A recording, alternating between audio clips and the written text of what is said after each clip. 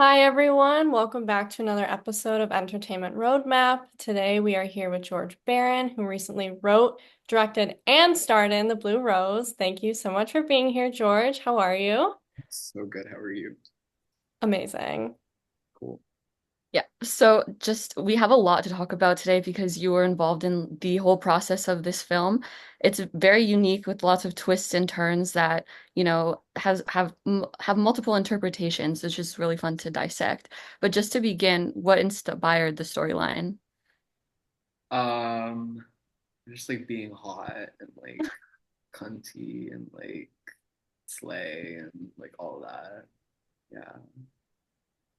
Yeah. But what really did inspire it was this artwork that my friend Sophia does, and she's very much into pop surrealism artwork and is inspired by a lot of artists like Mark Ryden and Nicoletta Cecily, who are also artists that I'm super inspired by.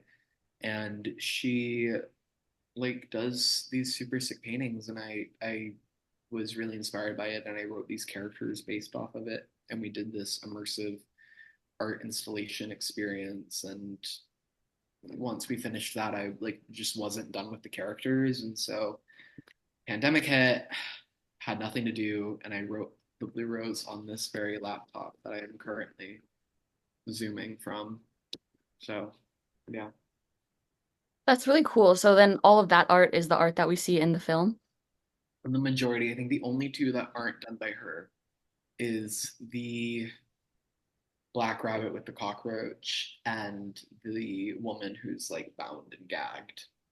Um, Okay. Everything else is Sophia. Okay, yeah. Honestly, the artwork was one of the coolest parts of the film. We loved like pausing and just, looking at what everything was, especially in like the hospital setting in each room and how everyone mirrored the artwork. So that was really cool. And then obviously the film wouldn't really be as good as it is without the cast that you put together. So did you have specific actors in mind while you were writing, and what was the casting process like? Um, yeah, I mean, like, okay, so for Lily, I think we had like a list of like different actresses who we were looking at. And I had wanted someone, and the producers had wanted someone, and we were trying to like take the qualities from both of these actresses and figure like whittle it down to like maybe a different actress. And then Olivia had like the qualities from like the actress that I had wanted and the actress the producer had wanted, and she was kind of just like the perfect like melted down option for Lily. Um, Norma Danielle sent in a tape. We got an audition. We hadn't reached out to her. She sent in an audition tape, and I think we were just like, yeah. I mean, there's like we don't need to see anyone else. It's her. Like she fucking kills it. And then Nico, Nico's audition tape. I had posted a little clip of it on my Instagram story a couple weeks ago, and it's just the wackiest shit ever. And it's so good. And I remember watching it and kind of at first being fearful of casting her because I was like worried she was gonna like devour every single person because she's such a great talent. And she just fucking, I mean, her performance in this film is heartbreaking, scary, sexy, like intelligent. She is truly, I think, one of the greatest like actresses of like this modern time that like nobody knows about yet. I think that um within the next few decades she is going to be massive. Yeah, everybody in this film, it felt like the characters were written specifically for them. Everyone did such an amazing job, and it was so cool to see everyone together. Yeah. Especially Nico. I agree that she Hmm. was a standout. Yes. All of the letterbox reviews are like, everyone should be watching out for Nico Austin Smith. Everybody That's should be watching out awesome. for Austin Smith. It is true. Yeah. So you put this cast together and, you had to direct them, but you also had to work alongside them as their co-star. What Yeah. was it like, working on set with them as an actor and as a director? It was cool. I mean, I don't know if I would do it again to like the level that I did. I think that, you know, I if I do put myself in another one of my films, it's probably going to be a significantly smaller role. Um, but I mean, it was fun, and it was cool directing because you really get to like work with the other actor and like really understand them and their performance on a much, I feel like, deeper level because you're literally interacting with them like in the scenes. Um, and I think that it's much more intimate than just directing. Um, but truthfully, I didn't have to do much, with the performances. I think my main thing was just letting everyone play and do what they felt like felt right. Um, yeah, Yeah, I think that worked really well because it didn't feel like people were reading words off of a script. Like they really embodied their characters. I agree.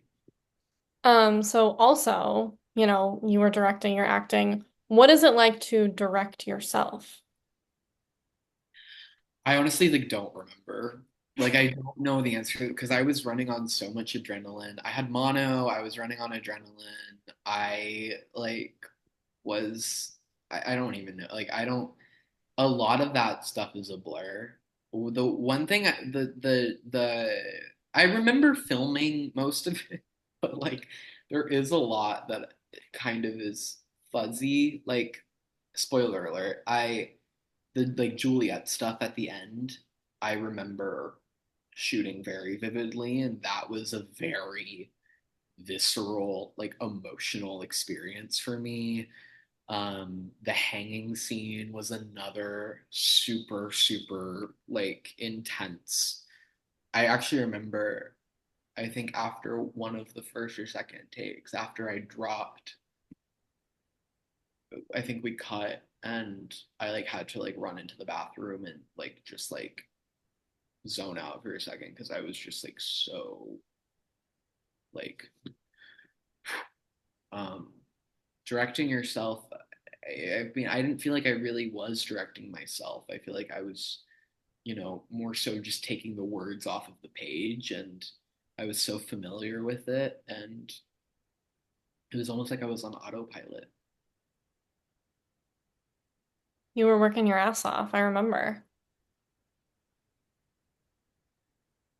Yes, and it's very clear. And did the film turn out the way that you had always imagined it, or were there any big changes made from start to finish? No, I, I don't think anything when you set out to do something, it's like not going to be exact. I think it's pretty close, but I've said in interviews recently, like how the visual style initially, when I had first conceived of it, it was supposed to look like a lost film, like from that time. And that's why I always say I'm so inspired by The Love Witch by Anna Biller, because that film literally looks like it was ripped out of like the mid 1960s. And Blue Rose was supposed to be sort of that vibe, but like for the 50s. And then, of course, budgetary stuff and whatnot. It's hard to really like get that specific look without a significantly bigger budget. And we were a micro budget, you know, film. Um, so yeah, I think it's as close as I could get, with what we had, and I'm like very proud of that. Um, but I do foresee myself remaking this film, um, probably within the next 30 or so years. Sorry, That To would make be really cool. remaking? in like I don't know how long, but I do see that being like on the table for sure. I'll play Norma. Okay. I was gonna say, Sabrina, this time your name will be in the credits in the cast list. Undercast. Yeah, Yeah. yeah. But I think that would be something really cool to see, what changes and like what's grown and what stays And the there's, same. there's Yeah. a lot of lore to the film that I've written out and like stuff that I really would like to put into like a novella or a graphic novel of some kind. And I wrote a whole treatment for like a show that I don't think is ever going to actually wind up happening, but would be really cool as like a graphic novel. Um, so there's all of this lore, and I'd like to revisit everything like a few decades from now. But what I've been saying with all like interviews when people are like, "What's next? What's next?" I'm like, I'm not rushing anything, and I'm kind of enjoying living a rather mundane, normal existence. Like I don't, you know, I'm chilling. But yeah, definitely like the Blue Rose is like not over like by any means. Like it's one day like something is gonna happen and it's gonna, you know, grow and continue to be something. I honestly like I would love to see somebody take it and like make it into a musical. I don't want anything to do with that, but I will sell you like the licensing and like the rights for it. But I am not touching that. Y'all can do that and like invite me to the premiere. I mean, that's exciting to hear that it's not over and that there will be more about the Blue Rose in the near late future anytime. Late, late, Are Late future. not. This is this is a story and I think with all of the stories I want to tell, I mean, this is something that's going to span over like the course of a very, very long time. I'm much more interested in leaving a legacy than I am like being famous like in the moment. Like I would much rather like die and then have people like care later or like have people look back at like a body of work that I left behind over the course of a long time instead of just like trying to pump things out for the sake of pumping things out. I'm very much, I think, interested and like enthralled by the concept of legacy. Um, and it's something that means a lot to me, I think, as not only an artist, but also as a person. Definitely. And just transitioning a little bit to the premiere of the Blue Rose, which was at Fright Fest, the largest horror film festival in the UK. How was that? And was it exciting to see the audience's reaction? Yeah, it was cool. It's funny. I had a dream the night before Fright Fest about the premiere. Um, and in the dream, everybody left before the Q&A, and there were only two people in the audience in my dream. Um, and that did not happen. There were people there, and they did ask questions.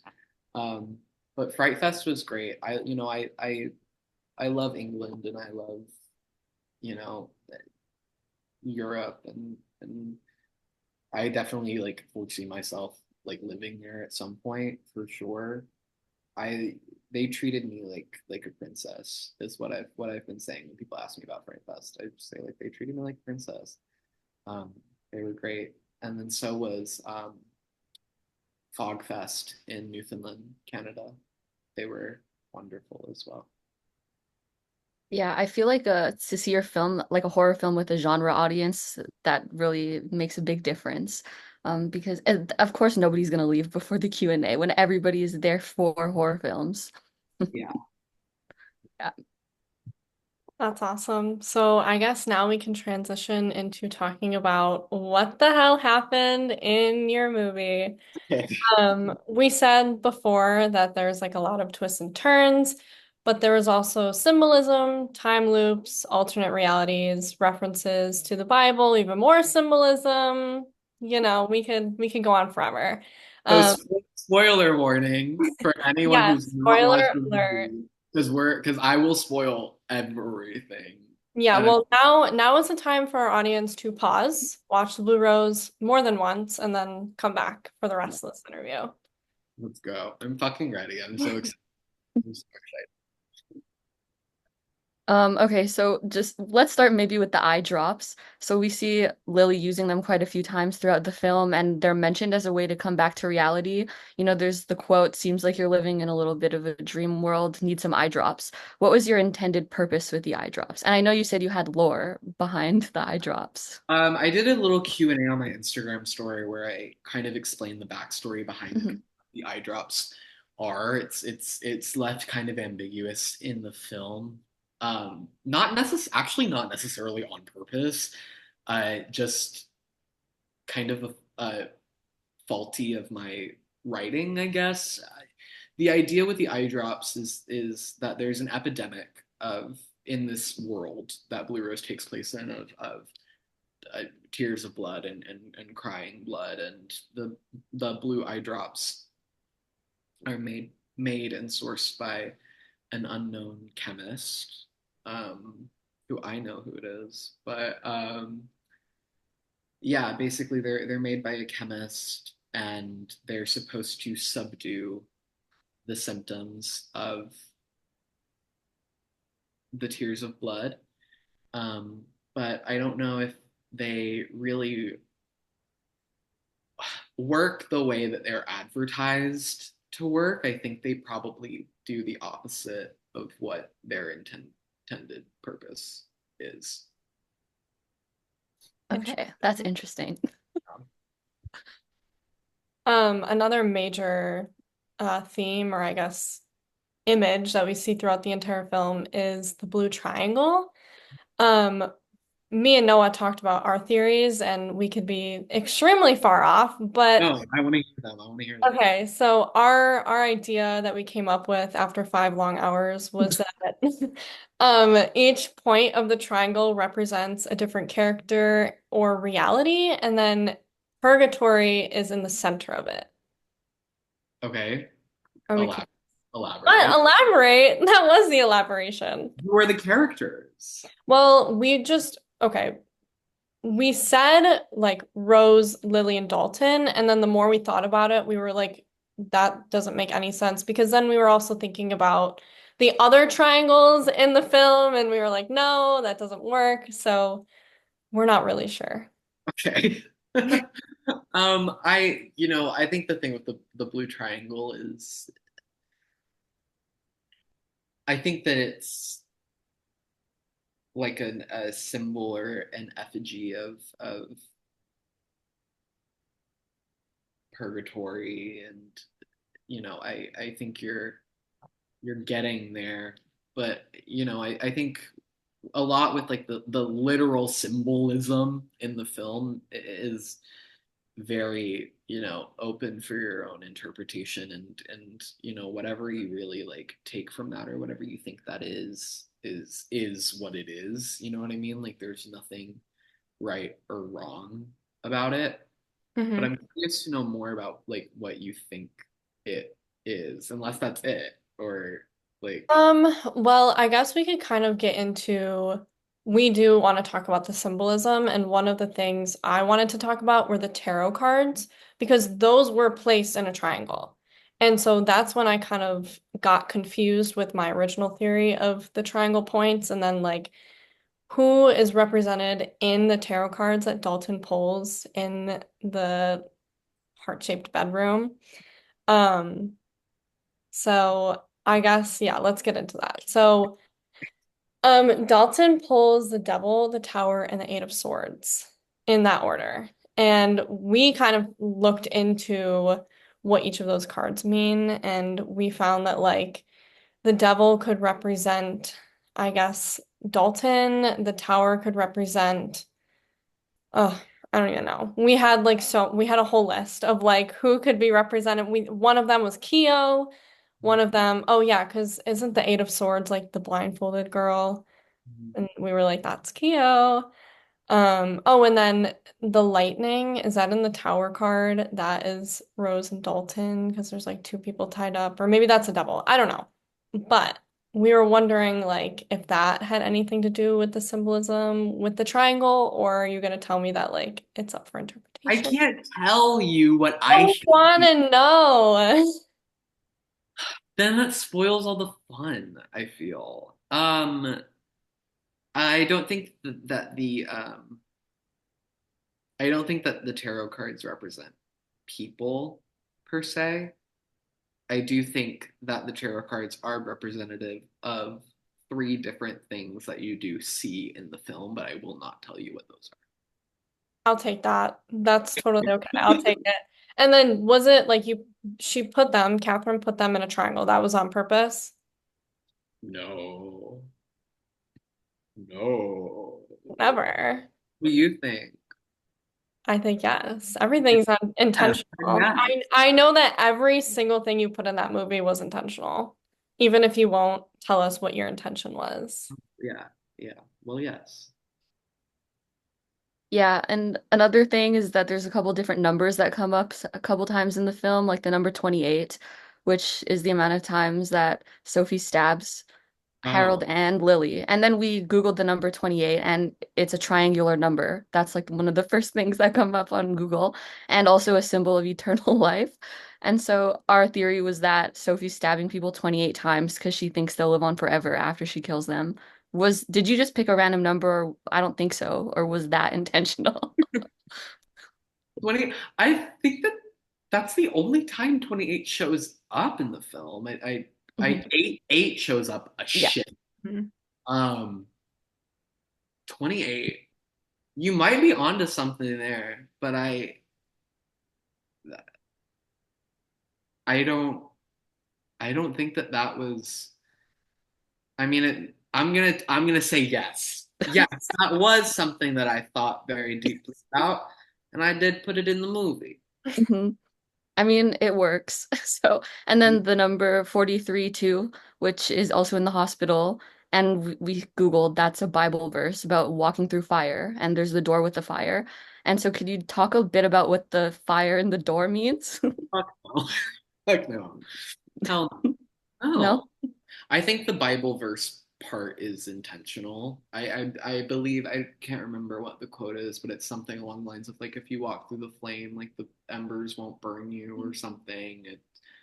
Something like that. But Very, very, very spiritual yeah. and like different, very And I messages. would also say that like the flames and that door are a completely separate thing than Norma's purgatory. It's it's it's that's not in her control. That's like the one thing that she has no control over. Interesting. Yeah. Well, Lots to think about. on my third watch, I'll go back and I'll really think hard about it. Well, also, the baby is crying behind that door as Mhm. well. Yeah. So put two and two together, and then also Sophie says something um in the scene where she is about to Lily.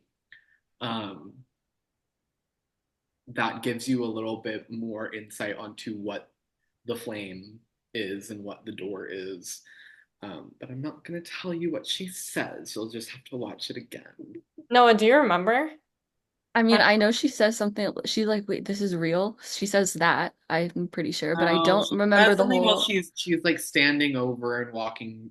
walking towards. I don't remember. I know we were ready to count how many times she stabbed Lily, so we were focused on that. If But it winds up being 28, I'm gonna like it, shit my. I think it was. we If have. it We is, got that number. that's like not on purpose at all. Well, maybe Nico is just a mastermind. Well, she is, but yeah. Okay, so we also notice that color plays a prominent role in the Blue Rose. Kind of like each color is their own character. Like, when you get to a new scene, you can tell like this scene is pink, this scene is blue, this scene is. Obviously that was intentional, right? It had to be. I've been told I have synesthesia. I don't think that synesthesia is actually real. That's a different conversation for another time. But I don't believe in synesthesia. I don't think it's real. I think it's made up. But yeah, every scene has its own like color. Every character has its own color. The music and the colors go together. Like it's very intentional. Yeah. Would you share with us what some of the colors like represent to you? I mean, Yeah, we have what we wrote down, but we want to hear from you. that's the thing. I'm more interested in knowing what you think. But to me, the like Dalton and Lily are great. I mean, that's a given, right? Uh, and then Norma is mostly dressed in jewel tones. Um, Sophie to me has the most interesting and telling costume progression out of anybody in the film because she starts in white with pink trim, goes to a pink dress, a full pink dress, goes to a red dress, goes to a darker red dress, and those first four costumes are all very, 1950s suburbia housewife. Her fifth outfit, which is like red and gold and black, and it's this very sexy, uh, you know, uh, femme fatale sort of look. Um, that's that one is all, like red and gold and whatnot. Um, and then by the end of the film, she's in black.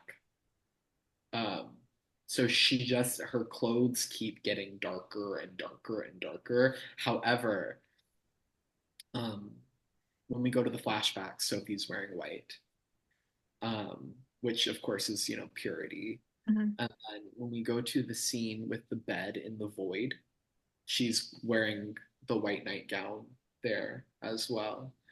Um, and then at the end, when she's in the hospital and she's in her full black getup, there is still that white trim, basically trying to show you that like she's still in there somewhere. You know what I mean?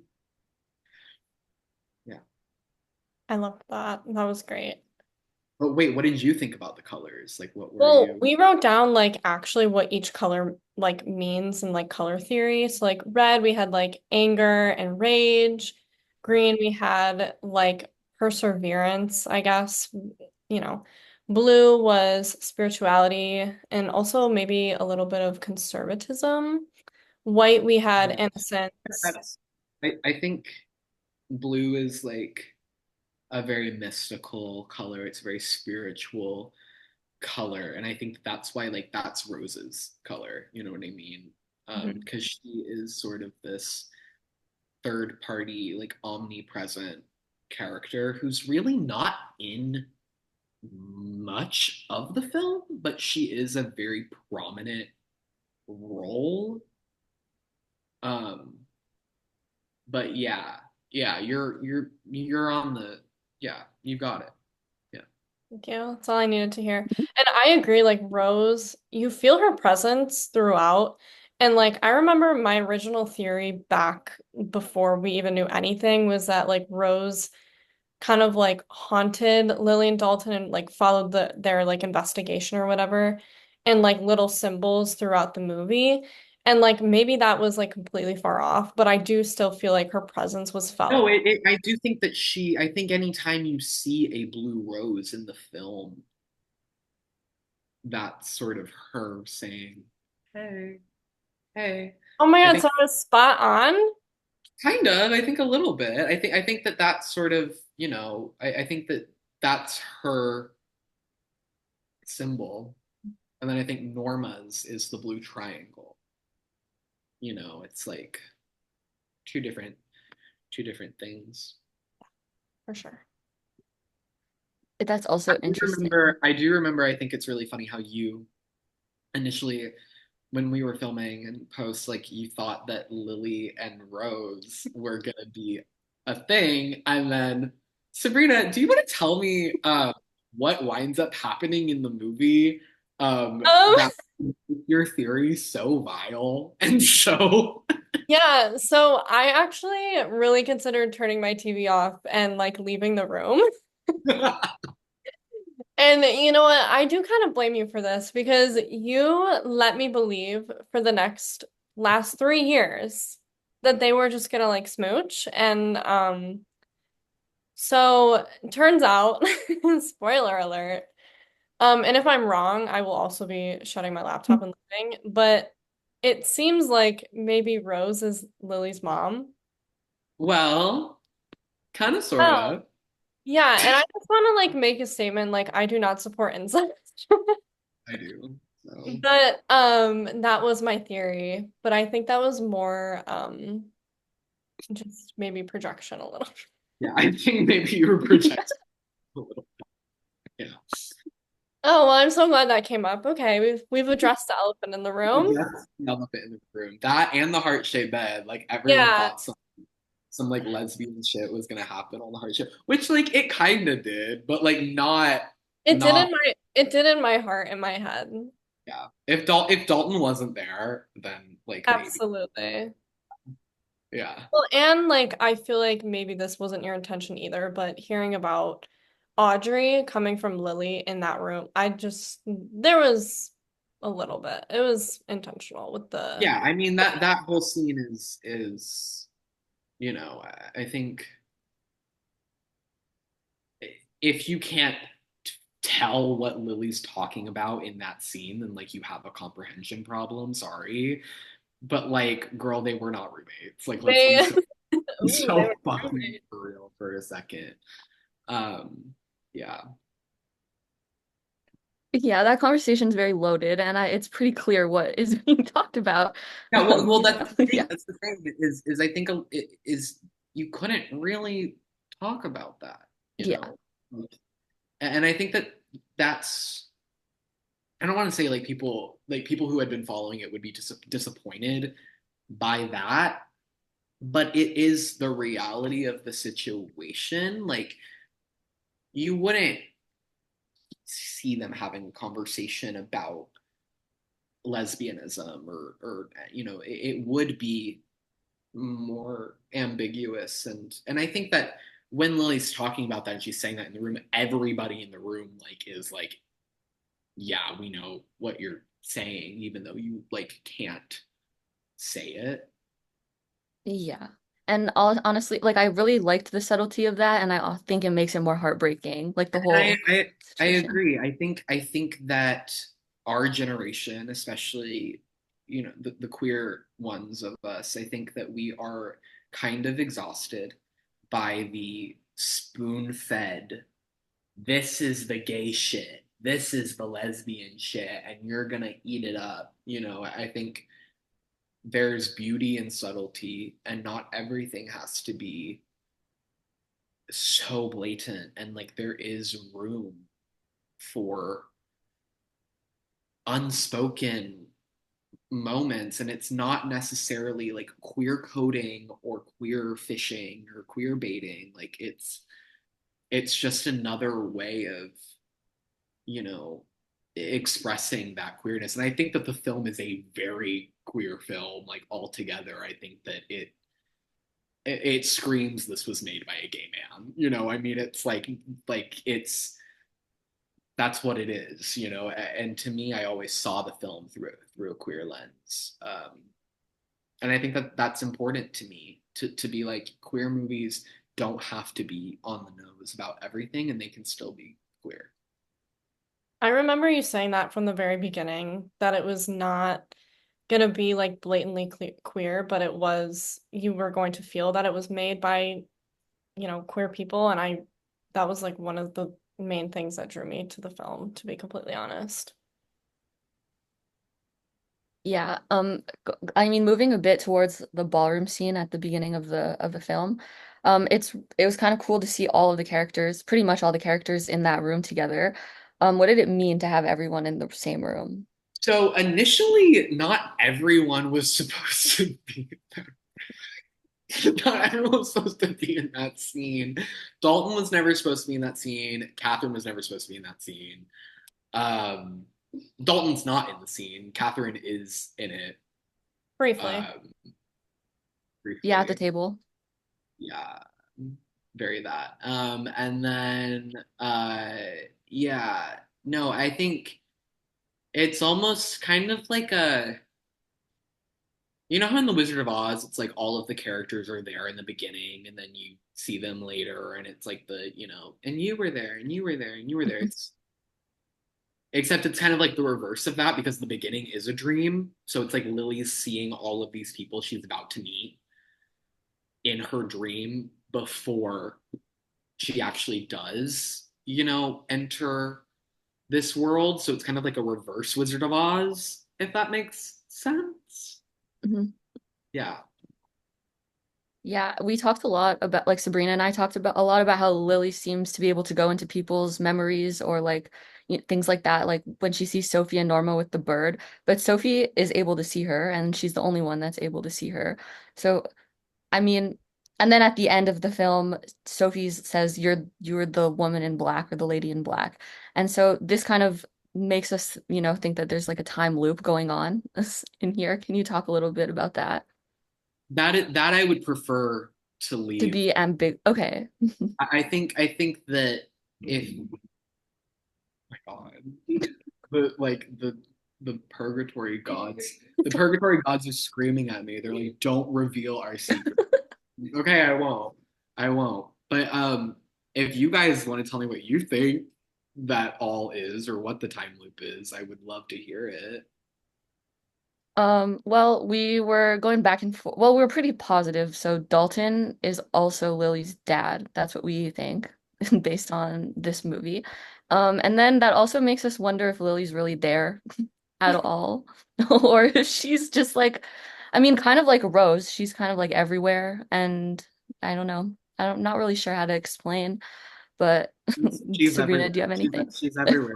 Yeah. She's everywhere. Yeah. Um, yeah. Well, yes. Hmm. Um, period. Yeah, I'm not.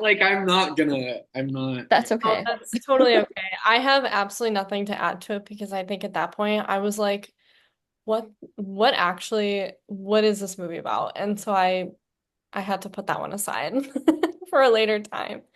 But well, also because my previous like theories are just still in the back of my mind, and so I was like, I don't even know if I was right or wrong because I really don't know what was going on. I remember being on Twitter and just seeing all of the different random things that people were like theorizing about. And yeah, like when everyone was freaking out about Audrey, who's like not even but yeah, all of the theories and all that stuff, that was such a funny time. It was such Uh a good era. I had such a good time. it was an era.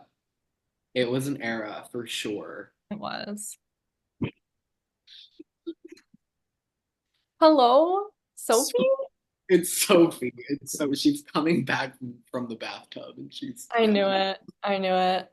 So my next note says possibly hear mention what seems like a time loop where Rose is Lily's mom. So we're gonna skip over that one. Okay, anyway, so we noticed jumping over to Juliet, which I feel like obviously plays a big role in this film. And that was completely surprising. Like you had not I did mentioned not there was shit no was teasing anything at all. I Yeah, locked that shit the fuck you up. did. I It's was like funny. I was like, if I spoil every single thing in this movie, which I basically did over the course of the last 3 years, the one thing I cannot let anyone know about is Julia, and nobody found out until the movie came out. I was gagged, to say the least. And the Bob was bobbing. Like You ate that up. You ate it up. me and that fuck ass Bob. Yeah. Like The it, original fuck ass Bob. oh, 100%. Yeah. The HBIC fuck ass Bob. Like Yeah. Well, anyway, so there is a video um that was taken of me. Um so you can't see, but I'm wearing these like stiletto thigh high, knee high white latex boots okay, as Julia. cunt. And there is a video of me running down the asylum hallway and like twisting my fucking ankle. And it's the funniest fucking thing I've ever seen in my life. I don't have the bob on and I don't have my robe on. It's literally just the white slip and I'm covered in blood. And I've got these like thigh high stiletto latex boots on and I'm just like charging at the camera and I like eat shit in that video. And Please you hear release the footage. I'm planning on doing it probably this weekend. I just wanted to wait to like post like spoilery stuff until like the first week, but I am gonna post that. It is a very funny video, and if you like slow it down, you can like see my ankle like literally just like I'll text it to you, um, and you can share it. But yeah, it's a That's amazing. crazy video. That's amazing. Well, anyway, so Juliet, obviously, she is, there's a lot happening with her, I feel like. And we notice there's kind of a lot of similarities in dialogue between Juliet and Lloyd. Like there were mentions of twin flames, heaven and hell, twins in general. We tried to come up with theories, like, yeah, okay, let's get into it. So, our theory was that maybe like Dalton and Juliet were twins. What? Y'all are crazy for that. We got one? Y'all are so crazy. What? Okay. That's all I needed to know. Say less. Okay, I will. I will. No, but I will. I really liked the heaven and hell like mentions. I feel like it was very, a lot of the times I think people do it just for like a surface level, like, I don't know. It doesn't actually have a deeper meaning, but I felt like it was done very tastefully, I think especially with that like the Bible and everything. I think that I'm very inspired by duality and juxtaposition just in general. I think a lot of my work has to do with that, even my like smaller scale stuff. Like I'm very into sacrilege and I'm very into like gender fuck and I'm very into that's all stuff that is very inspiring to me. Um, so I'm glad that that was able to kind of resonate or come across like in the film because I think when I was making it that I was just kind of like baby stepping into that territory and now I feel like that's what a lot of my artwork is inspired by. Like I just love duality in general. Like I love like the duality between like sex and violence and like art and death and like I think that juxtaposition is such a fun thing to play with. And I think that Dalton and Juliet are kind of like the epitome of that for me. Amazing. So I'm gonna pat myself on the back for that one. No, we did it. We cracked the code. There One is thing after there is a lot more there, and Oh, I'm sure. I will tell you off camera the Dalton Juliet lore. If you want to stick around after this, I will tell you, but Mhm. I'm not saying it on the podcast. That's Absolutely. fine. And so the film comes full circle at the end. Dalton runs onto the stage, which we saw at the beginning of the film, and the rose gets cut, and then we see flashes of Sophie's memories, which also led to the rose represent the roses represent the different characters or something, and like that stem gets cut, and it was linked to Sophie somehow. That was one of the things we talked about. And then the very last scene of the film is Dalton and Rose coming out of the bathtub with the baby crying. And so we were saying we need an ending explained, but we understand we understand that you don't want to say everything. But if there's anything that you could tell us about the ending, that, could be good. 4 words. Fuck that damn baby. Period. Okay. Baby. Okay. All I can tell That you. we'll take it. And yeah, that was our last thing about the plot of the movie, but was there anything that we didn't bring up that you want to talk about? No. Okay. Like unless y'all think of anything now that you're like, wait, any I don't know. burning, pressing questions? I feel like we really condensed our, 5 hours worth of notes into Yeah, into y'all these did things. good. Y'all did good. Yeah, thank you. Okay, so then we'll just transition to on entertainment roadmap. We like to do a hot seat question round, unrelated to the film. So, are you ready to sit in the hot seat? Yeah. Okay, first question. What are you taking to a deserted island? How many things can I take? Three. Okay. Um, Christ. I'm gonna take this question is so hard because I take these questions so seriously. Um,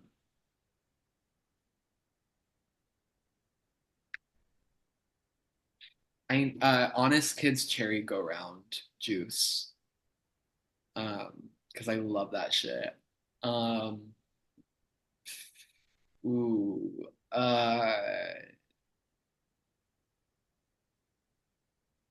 a machete and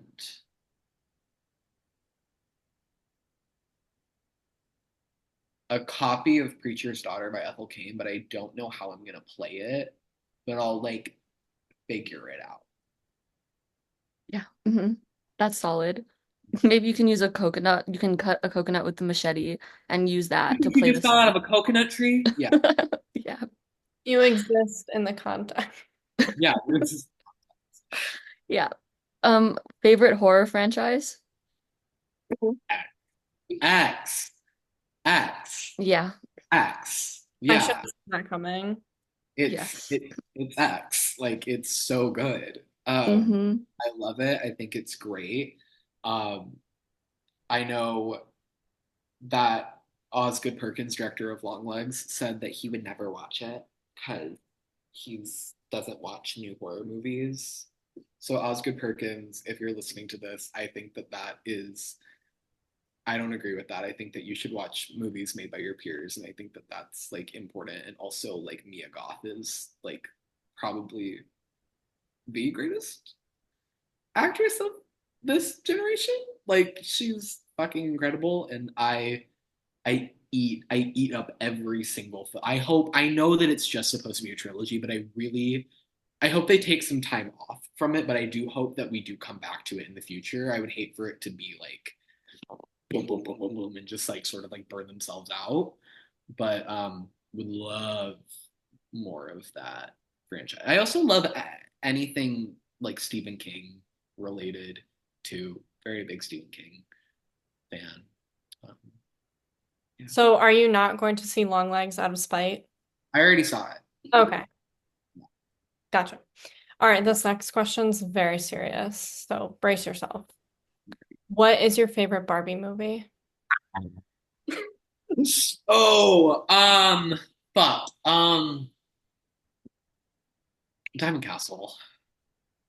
I told Sabrina that was mine the other day, and I told her she has to watch it because she hasn't. Love Diamond Castle. Love Oh my Diamond. God. Um, love Diamond Castle.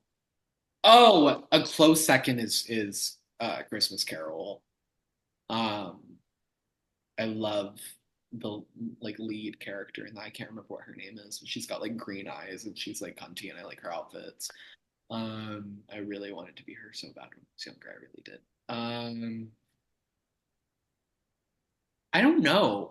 One film that actually is very inspiring to me and has been inspiring to me since I was very young is not a Barbie movie but a Bratz film called Bratz Fashion Pixies, and I talk about this movie a lot.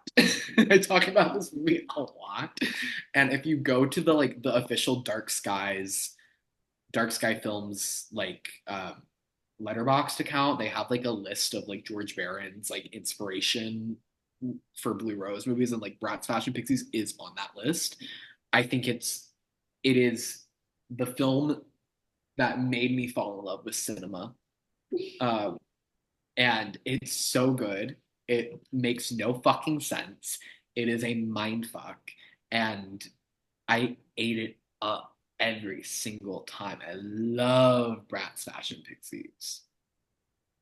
I'll have to watch We'll it. have to, yes. It's short. It's only like an hour long. Like it's an easy watch, and it's we should watch that tonight. Yeah, yeah, yeah. Dream actor you would like to work with or direct, and or direct. I'm looking at Brittany right now, and she just keeps going Mia Goth, Mia Goth, Mia Goth, Mia Goth. Um, Mia Goth, like probably. I mean, I would do. I mean, I would do anything. I would do anything. I would love to act for Emerald Fennell. Um, Lynch, obviously. I mean, who wouldn't? Um, Another actor I really like. I would love to work with like Jessica Lange or Sarah Paulson. Like, I just put me on American Horror Story, and like Season I'll be. 13. Yeah, yeah, yeah. I think that they should put me on as. I think I should. I would rather be a showrunner for American Horror Story than I would act on it, but I Mhm. will if they need me to. We'll make it happen. We'll It make has it. to happen now. I you two will Yeah. make it. We'll start the Yeah, campaign. we'll tag Ryan Murphy. Yeah. He would love me. He would love Yeah. me. Yeah. Absolutely. Well, that Oh, actually, or put me on Ratched season 2, even though that's never Mm. gonna happen. I know that they will never make it, even though it was supposed to initially be 2 seasons. Um, I need a second season of Ratched, need to be on that. Yeah. we'll make that happen too. Don't worry, we got it. Thanks, guys. Well, that actually wraps up our episode today. So, George, thank you so much for being here. Before we, go, we just want to wish you the best, whatever is next for you. We saw that you posted a trailer for something. Do you want to mention that or? Yeah, I have a film that I'm acting in called Hey, I Made This For You. And it is a follow-up to a film that I made when I was, I think, like 9 or 10, called Adult Interference. And it's sort of like a semi-continuation of it. It takes place in the same sort of like universe, but it's separate, but it's connected. Um, it's very American Horror Story. Like the same actors are back, but we're playing different characters. And I have some really funny moments in it. It's super super cute. It's just like a classic, perfect indie film. Um, and I'm very grateful to have been asked to like return for it because I love Ted Welch and Jackie Phillips, the creators of it, and the creators of Adult Interference as well. And I would do anything that they ever asked me to do. And I believe we're playing some festivals later this year. So hopefully I'll be at some of those. Um, but yeah, that's like my next like project happening. But other than that, I'm just straight chilling. Yeah. Bye, Ben. We love it. Thank you. Well, again, thank you so much for talking to us today.